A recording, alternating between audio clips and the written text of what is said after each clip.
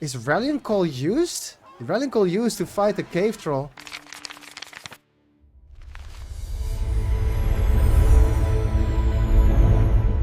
Welcome to Command Point Middle Earth. This is the 1 versus 1 Kardy Pro tournament.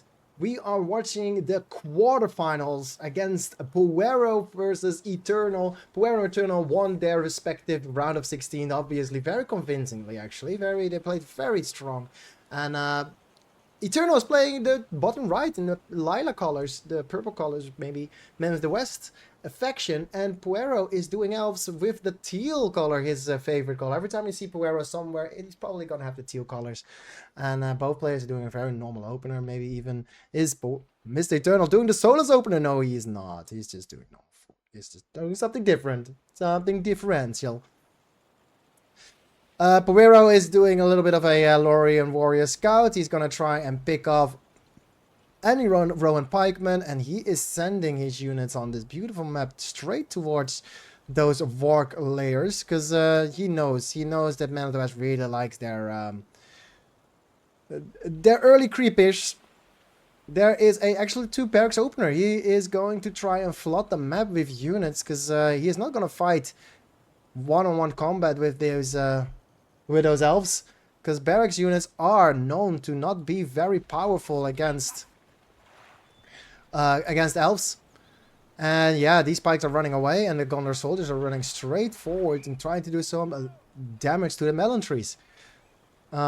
Usually that's not a good idea, because soldiers are just so weak, they won't be able to fight off many of those stuffs.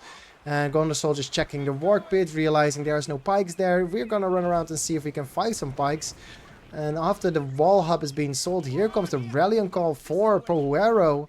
Is it gonna happen? No, it's not happening. Yeah, there's a rallying call for Poero. Poero is fighting the rallying call from Man of the West player Eternal.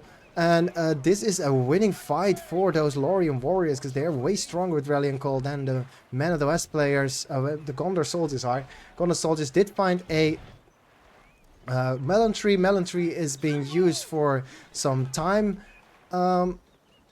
savings, because this is free damage. They will, after selling it, you will get free money from that, because you can just regain all that money. Lorian warriors opting to try and destroy a farm. They will succeed. And did lose most of his units, however, they're faster than the Gondor soldiers, so they will be replenishing in a base quite soon. And here are the answers of the harassment. None of the melon trees going down. Builder is alive. Archers are firing at those Gondor soldiers. Gondor soldiers still carrying the rallying call buff. They are now drifting off, and yeah, the Lorian archers will be able to kill the harassment. The double barracks not paying off too much, and here's a stables not even going for his own Gondor arches. He is just straightforward and going for those for that trample. And that is also a call. When you see 2 barracks, Poero knows I don't need pikes yet. Poero, look at the power points for Poero. It's just rallying calls. No, we know that there's no vision. So the pikes are just a precaution. He kind of realizes like, he's probably gonna come over with some knights pretty soon. So I might well prepare for some pikeys, or he's opting to do some harass with the pikes. Both very useful. Gondor soldiers attacking a melon tree. No, he's just running past it, and now they're just gonna be destroyed by the Lorian archers. He is pulling away from pulling apart the armies of the elves by sending units to the top side of the map, and meanwhile there are 2 Gondor soldiers fighting 2 melon trees, and that is actually very beneficial for Mr. Eternal, because that will push some pressure on Poero. Poero though is now realizing there is a trample coming in, and the Gondor knights one-shotting the battalions, the archer battalions. And archers are trying to do some damage to the knights, but they can barely kill 1 unit. Yeah, if they're not crushing, then the knights are gonna do a lot of work. Here is the use of those pikemen. Pikemen realizing we need to defend against those knights, and the knights realizing shit. There are a lot of pikes on the field now. The knights need to run. Is Rallying Call used? Rallying Call used to fight the cave troll instead of fighting an army. And I'm not sure if that is the best choice of Rallying Call, but Eternal believes so.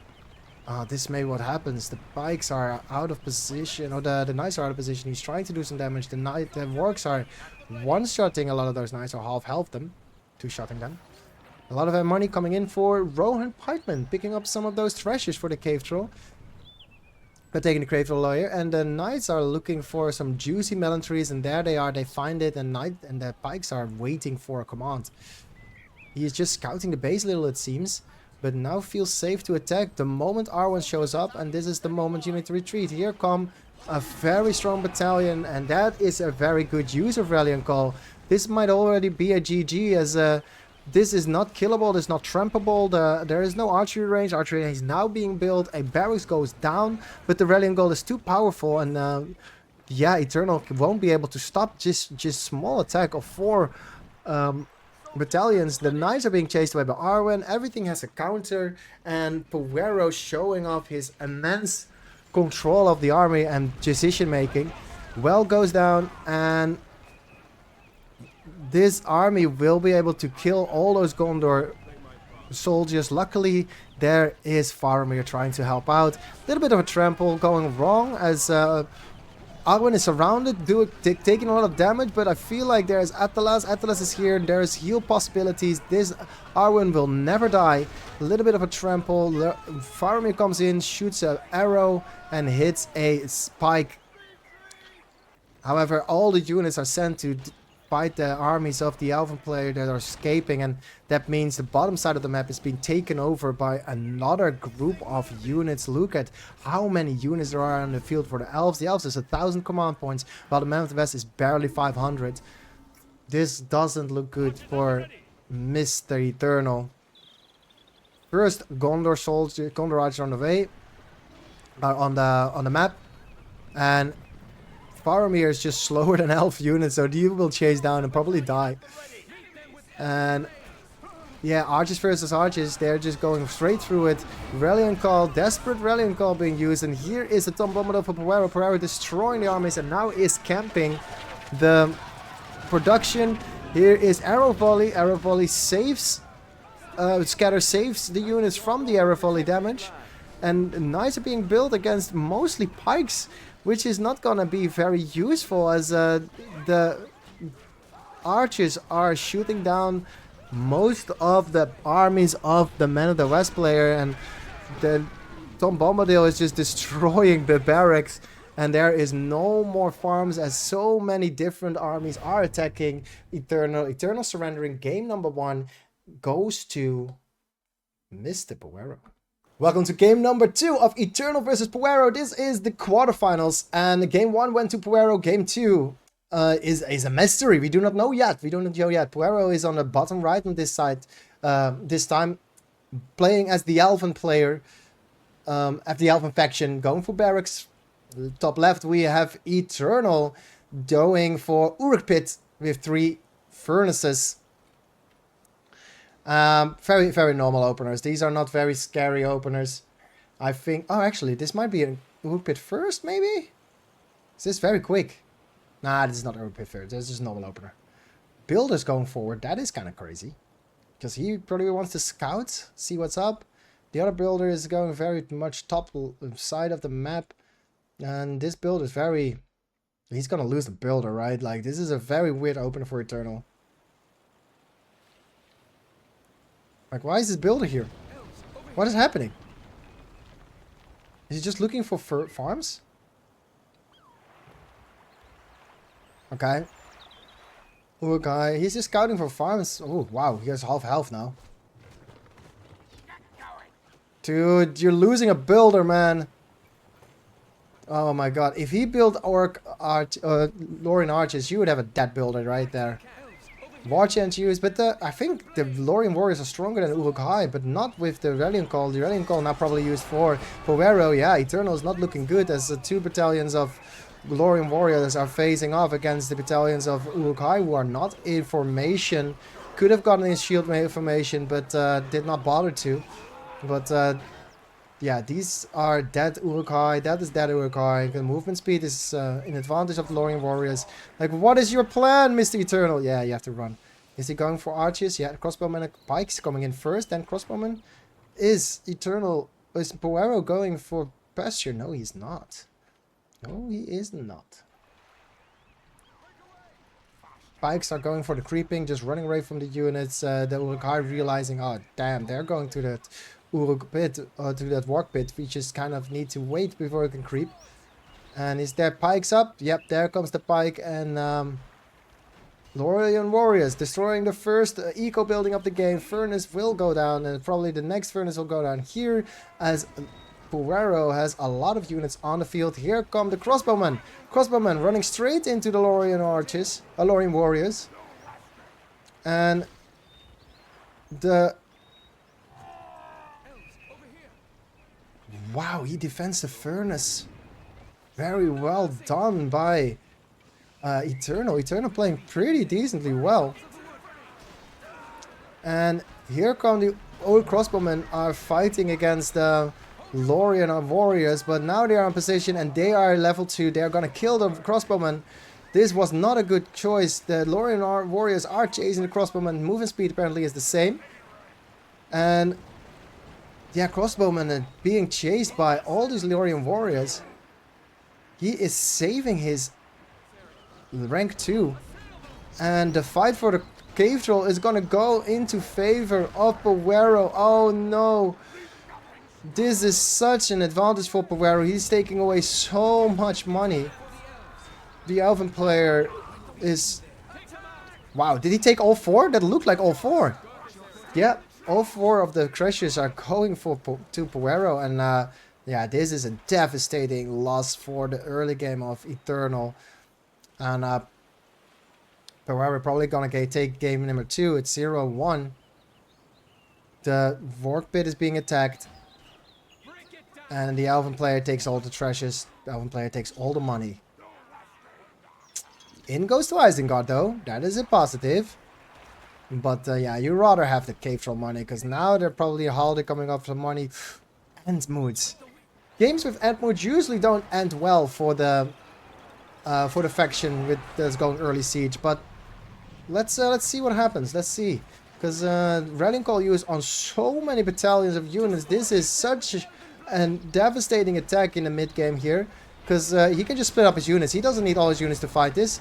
Send a combo left, send a combo right, go straight through the base, just take down as much as you can. And on the back side of the map we have Eternal trying to use his Warg pack to do some damage to the eco and the melon trees, but there's just no space for it, as the rallying called Elven Warriors not even going for heroes are gonna do so much damage. And yeah, there's Lorien Warriors everywhere. There's the fight in the middle. Warchant used. The rallying call almost running out, but yeah, this is so much damage. There's just Lorien Warriors there. There's Lorien Warriors here. Furnaces go down on a very rapid pace. It's 700 to 500, and 100 points will go down here most likely, which makes it oh, actually, he's expanding somewhere. Oh, he's expanding in the bot lane. Nice. Eternal staying in there. Poero is taking a very strong position and lead, but he is level 3 end mood. He could go for 3-beard. Very first hero is a siege unit. And yeah, furnaces are just trying to buy some time, right? Because he will never lose it. Yep, just sells it. Gets his money back. Rebuilds it. No more armies for Isengard. Everything surrounded by the Elven armies. And yeah, there are some Warg. There's even Black Orcs for Isengard that take down a builder. This is such a... What? End summon? Oh no, he's just building ends, I guess. Where are they? I heard like a scream, right? You guys heard that, right? Maybe it's just building an end. Black Orcs fighting pikes and a little bit of an exemption. Wait. Forced used to give him a little bit of a leadership bonus so that the Warg pit is going to the Elven player Poero. And Poero taking just every treasure in the map. That is insane. Warg riders on the field. Starting to trample some of those Black Orcs. And here come the siege. The siege end is ready. He's gonna do some damage. And Poero is collecting all his units to the middle of the map whilst taking all of the Warg pits. Poero Because they are still up. The work pits in the middle are still up. And let's see how Poero is going to deal with this. Yeah, the siege end is just a bit distracted. He finds the Cav. The Cav now sees the siege end. And here comes the first hit. Misses, dodging the hit. Quite clever. Well, Poero is not really going to matter. He has a few of those spikes on the field. He's just going to try and protect his melon trees. And yeah, no fire arrows and no pikes. That means this end will never die. You need to get some money, baby. Just get some, get the detectives, get the money. Here's the rallying call. Here's the final bout, I think. And I don't think Eternal notices the rallying called units. He does not have War Chant yet because he just used it. But he might have the debuff ready. No, he has Devastation. War Chant actually is ready. Devastation also ready. Usually when you use Devastation, you instantly have enough money to buy alerts. So that's a good good transition there. You could argue that a 10 power point gives you a free hero. Crossbowmen are being peppered by the archers, and War Chant is doing their best, but there's also a siege unit. Siege units might not do a lot of damage to the normal units, but they do stun. Like if these archers are on the ground, they are not firing, they're not doing damage. But here goes the production. Good trample from the Warg Riders, but the... Yeah, that's amazing trample. Eternal doing a good work, but now he has no more production facilities, and even if this finishes, Poero is camping it. This could be GG. Eternal is probably gonna lose game 2, as Poero is in a very strong position. And yeah, there is Warg Riders are trying to do some damage to the ends, but there's just now 2 ends. There's the GG. Game over. Poero winning game number 2. It is 0-2. Welcome to game number 3 between Poero and Eternal for the quarterfinals. Winner goes to semis, obviously. And we have Poero on the top left playing Angmar as the teal colors. Bottom right, we have Goblin player Mr. Eternal playing the lime green colors.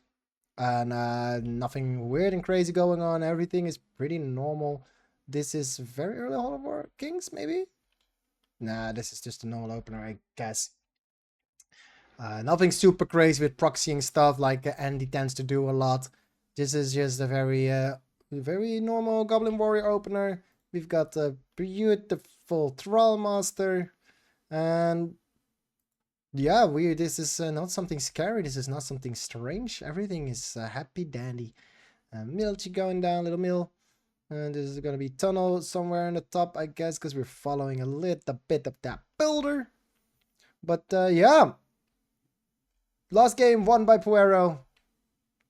This game we got a, well, again, a pretty normal attack. There's Gunnar Warriors in the middle of the map. There's Eternal going for 3 cave trolls. We have the builder in the top of the map to create a little bit of a tunnel, most likely, whenever there's money. Let's see if the Goblin player has money. Eternal does not have money for it, or maybe just spend it. And yeah, there's 3 battalions of Goblin Warriors in the base. Maybe he's just gonna base race it. Oh no, here's the defense. Does he do 3? Yeah, he does all 3. Well, I myself wouldn't have done all 3 of them. I myself would have deployed the 1 unit on the top to put some pressure on. But maybe you need 3 battalions to defend. I guess you'd probably do. I don't think you need it. Yeah, there's the 3rd unit. They're going in. And here comes the departure. Whee! Run! Big attack. Poero, meanwhile, sending a combo bot lane. Come on, big attack. Hello? Oh, he does even a bigger attack. Now he goes. There's Horde bonus. Here comes War Chant. Here comes the attack. A tunnel near the cave trolls. He's gonna probably use some fissure. Yep, he's gonna send some pike. There's the War Chant used. And whoa, he one-shot the Trollmaster. Very well done. He's going for the builder. Nope, does not get a builder. And here's the trampling. Oh no, that is a horror. He might be able to chase down the cavalry a little bit, but that is so many dead goblins. This is not gonna be fun. Eternal did do a very strong attack with all those war chants, but yeah, the Cav, defensive Cav will do a lot of work, and game number 3 does not look for it good for Eternal. He really needs that Fisher to be ready, and he is building units there. He is building some stuff from his Fisher, but Goblin Warriors will not do anything against the trample of Angmar, and this is so important to realize that Trollmasters can pretty much turn into anything. They can go into pikes, yeah, into axe throwers to kill the Goblin Warriors. They can go into Goodabot Warriors for those pesky Marauders. They are so versatile unit. It takes a little bit of time to build them, and then after that you have any unit in the game. Here's another trample. Here's the evacuation of the Marauders. And Eternal on the back foot in this best of 5. Game 3 is being pushed by Poero. And Eternal is gonna try and defend against this, but it looks very difficult to fight this because there's just so many Goodabot Warriors, and there's the Wargent. You is now Wargent available for the Goblin player. That means this is gonna be a fight in favor of Poero. Poero running straight into the pikes. That might not be the best choice, but fight going towards the Goodabot Warriors of Poero. Meanwhile, there are goblins just running amok in the base of Angmar's Angmar faction, and Poero is taking over the game. More tramples going in, and now there is an army inside of the base of the goblin player, Mr. Eternal, and he needs to find a way to deal with it. There are some goblin archers. That might be a good solution. If they are bulking, then yeah, you can do some damage. Maybe a Halder might come out to help with those tier 1 units.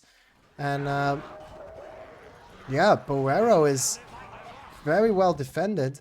Angmar is looking very strong. If you look at the command points, it's 500 versus 600. That means that there are a stronger eco for eco presence for the goblin player, Mr. Eternal. Eternal looking very strong in this game. Poero looking strong in this game. Yeah, goblin archers will clean up the attack. Goblin archers are just pretty much the answer to this. And okay, Eternal decides he only needs one. He doesn't need the others. Here comes the departure. He's gonna save his tunnel, but because Poero attacks the tunnel from the back, he will be able to take it anyway. The Cav is gonna try and kill the Marauders, but he just wants to send his wolf back to kill the Marauders, maybe. And he let it just happen. He's just gonna run away the Cav. And meanwhile, actually, there's not been any cave troll creeping. I think this one is still alive here too, yeah. So goblins find some money. And the goblin archers are going to need to run. And here is the departure. White's being used. There is a split of the army. He needs to run away from this because there's not enough of a clump to be able to one-shot the Whites, and the Whites will be regenerating their life a little bit too fast to be able to fight this with the armies that the Goblin player Eternal has. And a Cave Troll is going to get his stick, and they're going to try and do some work here. But the Marauders are going to get some eco from the Cave player. Now Eternal is trying to mass some of those archers. There can be 3 archers recruited per time, each time, per cycle.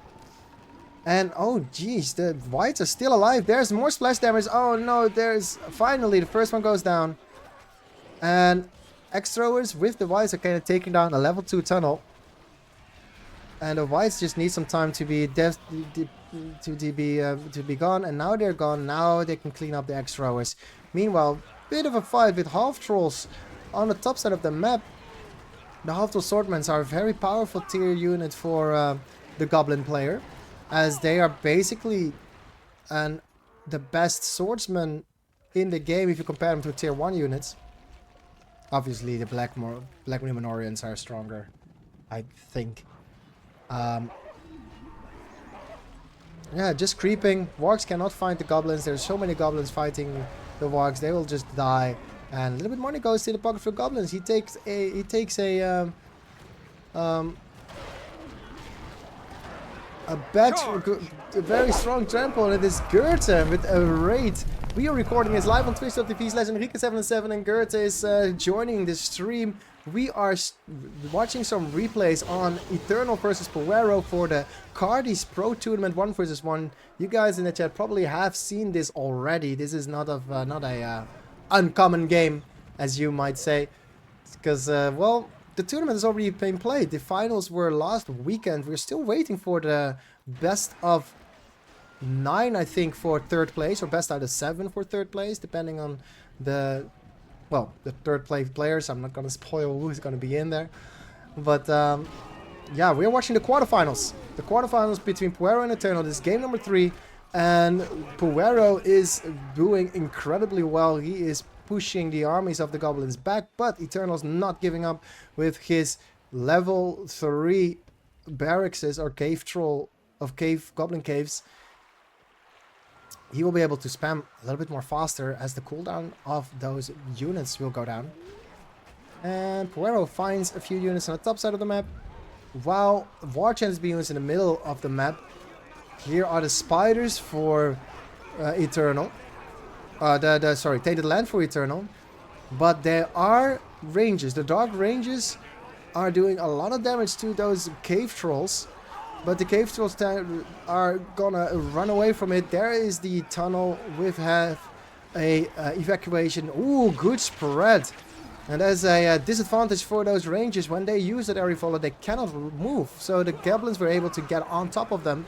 And here's the trample. Cav is going back, but they're trampling straight into the pikes.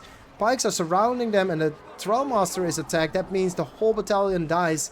And here is the death of the Dark Rangers, but more Dark Rangers in the making, as they are defending against the Goblin onslaught and the Goblin harassment. Top lane has been won by the Goblin player with the Half Trolls and the Cave Troll. And Eternal actually looking pretty decently good. Well, he is gonna push the armies of Poero, and Martin is following. Martin Chesney, welcome to the stream, and you're welcome to YouTube. Cave Troll getting killed by pikes and rangers. The Dark Rangers are actually so powerful for the armies of Angmar. Getting that, wow, he has 4 prediction buildings. Plus he has the eco. It's 900 command points for the Goblin player versus 775. That is a lot of an eco advantage for the Goblins. He also took down the Cave Troll layers. Oh no, they didn't take that one down yet. But there is still some free creep on the field. And Angmar is almost ready to defend with the whites. Goblins on 12, going for that 15 power point. And some level 4 Goblin Arceus are having fun. Staying alive. Tainted Land used to defend the center tower of Eternal. Eternal is cutting up the map, making sure there is always like an outpost here to fight on. And ooh, another arrow volley, but not paying attention. That is a big hit. Nice, so much depth. That is the part of the ranges that even though they cannot move, if the arrow volley hits, that is a lot of damage. Unfortunately, they die. Poero focusing on the middle of the map, trying to get that Cave Troll out. Cave Troll level 2, he can now heal himself. The only way for the evil factions to heal is by single units which are level 2. And maybe the Shadow and the Dark Rangers. Here is the Worm for the Goblin player. Mr. Eternal going for the production, going for the level 3 barracks, Hall of the Kings. And pretty much 3-shots it. That is a very powerful Worm. Worm is being attacked by structures, and because the arrows are doing a lot of damage to that. And is he going for the level 2 mill? Yeah, he's opting for a level 2 mill instead of the level 3 one here. He probably would have died. And here is Isaac, the very first hero of both factions on the map. He realizes, hey, I cannot fight this. I will just go into the tunnel and escape from there. The right side of the map, we have a little bit of an AFK army. This Cave Troll is not attacking anything. Maybe that's a little bit of a glitch. The Cave Troll, the Worm is still alive, and he's taking down a level 2 farm and here a level 3 farm. This is very smart targeting for Eternal. Going to the bottom side of the field. Oh my god, a giant summon, and the did not realize that was happening. The Giant Summon is trying to take down the Goblin fortress, but all the summons used, like Spiders being used, Pikes being used, and I did not see that happening, and this is a half-health fortress. Here is the Wildman summon, together with a War Chant used on Tainted Land by the Goblins player. He really wants this outpost to stay alive, and he is getting that outpost to stay alive, because the Wildman summon is going to defend properly here. Meanwhile, there are some very annoying spiders taking some damage or giving some damage. Spikes are taking down the spiders, but there's the surrender. The GG call. Poero is defeated. Eternal takes game number 3 in this best out of 5. We're going into game number 4. Well, it's game number 4 of the quarterfinals for the Kardy's 1vs1 Pro tournament. We have bottom left, we have Poero playing the Isengard factions against the Men of the West of Eternal in the top right. And Eternal playing the purple color, or the lilac color. Let's make it purple, actually. Purple. There you go. And going for a very early barracks. It's a barracks first opener, I think. Which is very interesting. That is a very interesting opener against the Isengard faction, especially because, oh my god, he's gonna work, because he goes Pikes first. That means these Gondor soldiers have a opener against Isengard. That is pretty much the worst thing that he can do.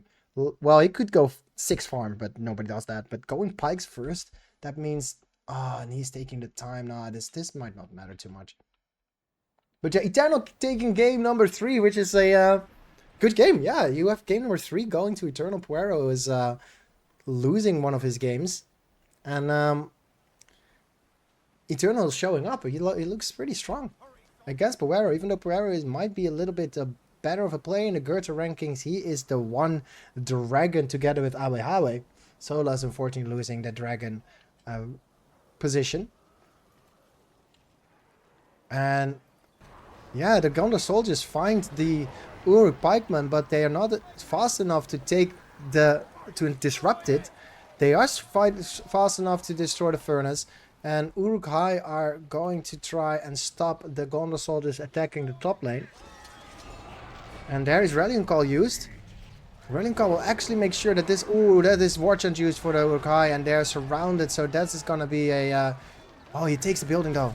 Is he in attack position? They're in attack position. That means the builder goes down. Very well done. And a Warg pit going up. What is spotted by the Gondor soldiers. That's a lot of information. Not a Gondor soldier going in. And the War Chanted Uruk-hai has been spotted. And the Gondor soldiers are doing damage to the pikes. And also damage to the furnace. However, the fortress of Poero is shooting the units of Eternal. And Eternal is not paying attention to it. Meanwhile, these soldiers are taking another furnace. Poero going down another furnace. Is he? Yeah, he loses it.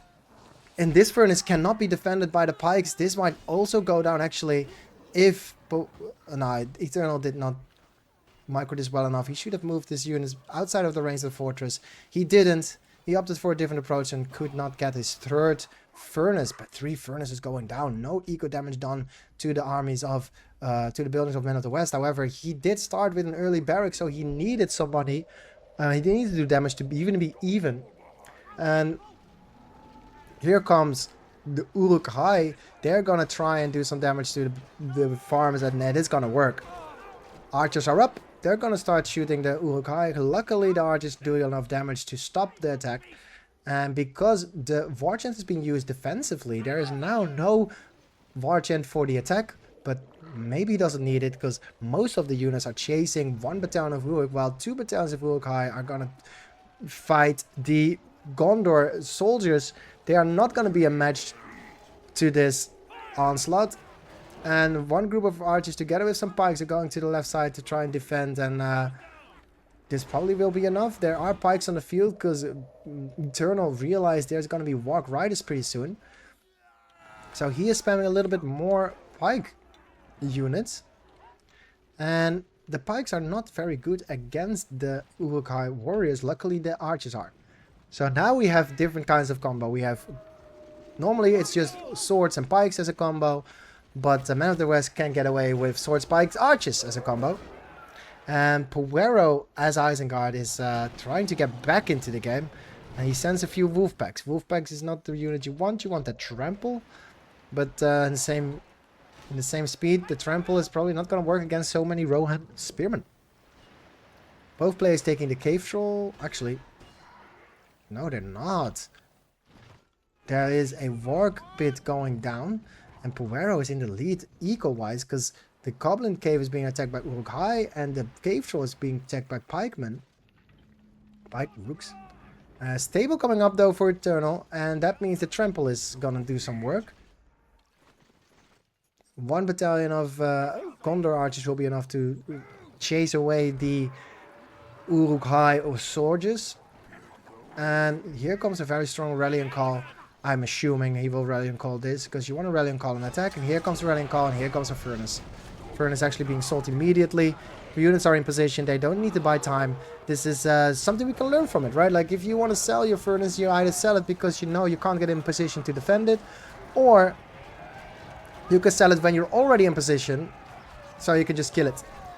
But Furnaces are there to save you some time, to stop the army so you can get in position if you're out of position. And sometimes you need to invest 300 for it. There's heal being used to stay there. The hold position on the Warg, right? The Warg pack is a bit of a dubious choice. He does tank a lot of those archer shots, but there are so few units on the map for the Isengard player Poero.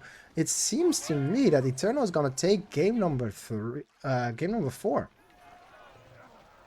Yeah, Man of the West. Let's look at the command points difference. It's a 650 income versus 625. Actually, it's kind of even, but another Furnace for Poero goes down, so that might make a difference. And that is 600 resources won, and he's also kind of thinning out the armies of Isengard, so this is already very cost effective, especially with the war chant use. Bottom side of the map we have a few units of the Men of the West finding out that the inn is producing Black Orcs. Black Orcs being targeted by the Gondor archers. But on the top side of the map we finally have the Warg Riders. Warg Riders running straight into Pikes, losing half the battalion, but half the battalion is more than enough to stop the attack. Crossbowmen are supporting, Warg Riders are supporting. That was a miss, I guess, for the Devastation. If you might have noticed, Devastation was used on the fortress, which has no trees on it. That's kind of awkward. There is Gondor Knights taking down another Furnace. That's another 300 resources in the back. And another Furnace goes down, and there's the GG. Eternal taking game number 4. It is 2-2. It's even game. And we're going into match point game number 5, the final game of this series. The winner goes to the semis, and the loser unfortunately leaves the tournament. We're going into game number 5. Final game of the quarterfinals between Eternal and Poero. We have Eternal in the top left playing the Elven faction. Elves, this match has been very prominent. We haven't seen any of those evil factions a lot. But we have Elves top left, and we have Dwarves bottom right for Poero in the teal. And very decently normal opener for Poero. He's going for that early harassment. I don't know where the builder is. I missed the builder, I think. Builder has not been moving yet. Here goes the builder. He's going to probably go for some creep. Let's see what unit he's building. No, he's not. He's going to go for an attack. He's going to go for an attack against the Elves, which he should probably do, because the Elves is not hiding his resource buildings too much. Oh, he is hiding his resource buildings. Usually when you play against dwarves, you kind of want to build your trees like in the middle of the map a lot, like where they can't be found. However, it's a bit unfair because of the vision range of those builders. If you look at Poero's builders, the vision is so big, he can easily scout the whole base without being ever touched by any of those arrows, which is yeah, a bit unfair. But a builder actually being spotted by a builder from the Elven player. Eternal. Eternal's very good start. Is Eternal gonna win this? Look at that. Look at the spread of units. He went very much so all over the place, but there is a tunnel ready in the top side of the map which has not been spotted, and it's up for the rallying called 2 dwarf battalions to do some damage. And He's going back into a tunnel. He's going to try and defend something, I guess. Oh, he's going to try and defend the tunnel, and he will be able to defend it because he ralliant called very smartly and moved his units around. Unfortunately, he's being body blocked by the Elven Warriors, and Lorien Archers will take down the Dwarven Warriors. Both players lose a battalion, which is kind of even. Like, even if they die, no, they don't die. Lorien Warriors stay alive. That is a very poor start for Poero. Poero does take some money in the cave soul layer, but he did not take any melon trees with his first attack. And the tunnels are not filled with units. He does not have a lot of money in the bank, so so it makes sense that he doesn't have a filled tunnel. There are only 3 Lorien Warriors here trying to defend, so that is a different. And yeah, the pikes went away to go and try and take out this cave troll, which they will do very efficiently. And Dwarven player Poero is going to make some hobbits. Let's look at the money side of the map. It's 500 to 500, even Steven. And Dwarves are just chasing Lorien Archers, and Lorien Warriors are body blocking because they won't be able to kill the Dwarven Warriors. However, in combination with the Lorien Archers, it's a very quick fight. They will not be able to win as Dwarves. Just the movement speed difference is such a very powerful tool to play around with, especially if you are as good as these players are. Little micro stuff. 144 units on the field versus the almost 300 for the Elven player. Mr. Eternal is in the lead. Being used. There are things here in the forest, I guess. I don't know what's happening. Can I? Yeah, there you go.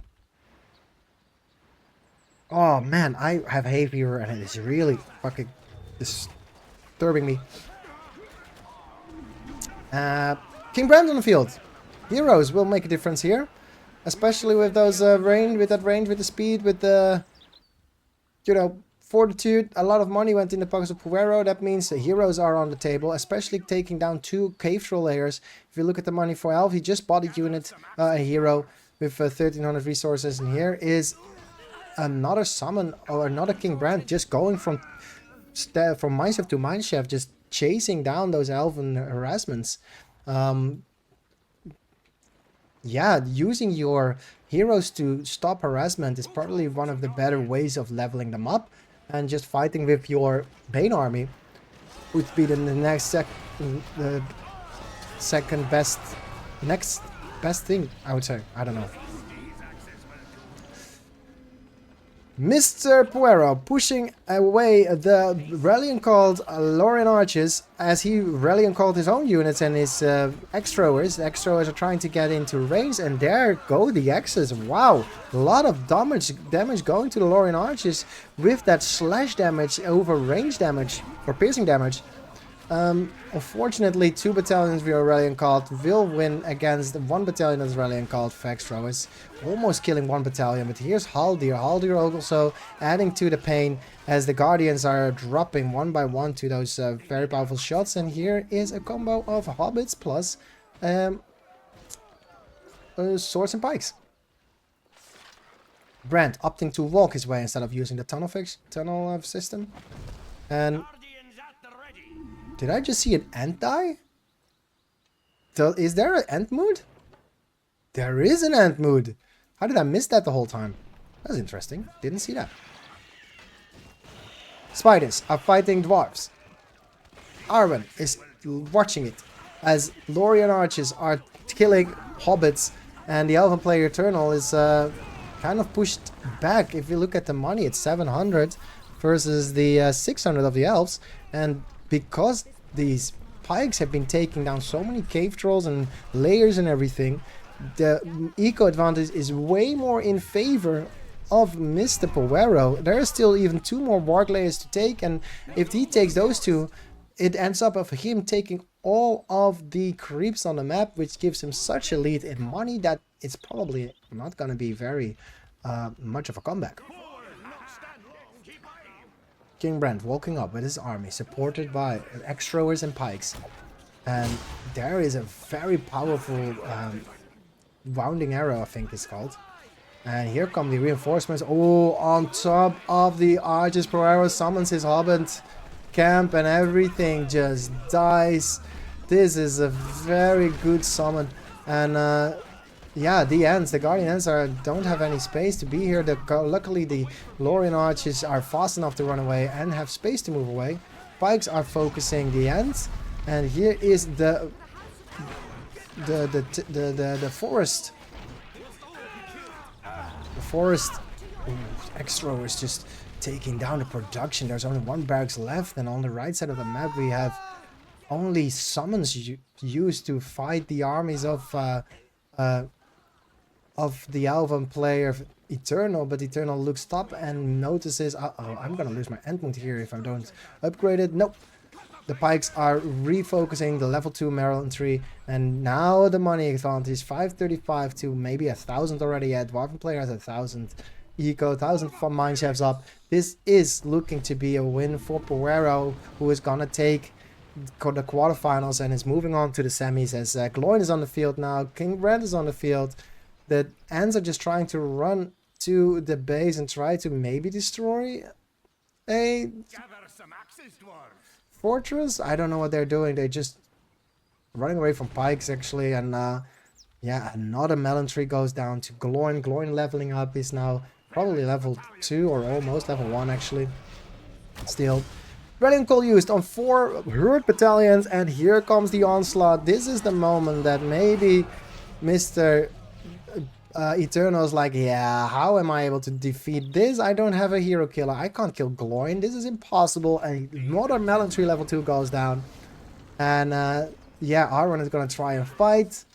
But with the mist, they are invisible. It gives them a little bit of a bonus.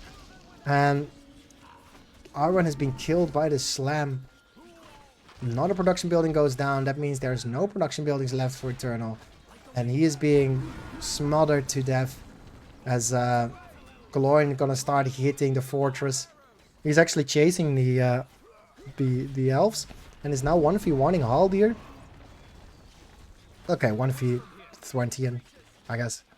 And he's just focusing the fortress. Like the extras are doing damage to the fortress. It's already quarter health. The Ent is running back, and Eternal is just talking to Poero, I guess, saying, well played. Good luck in the finals, good luck in the tournament, I hope you win. And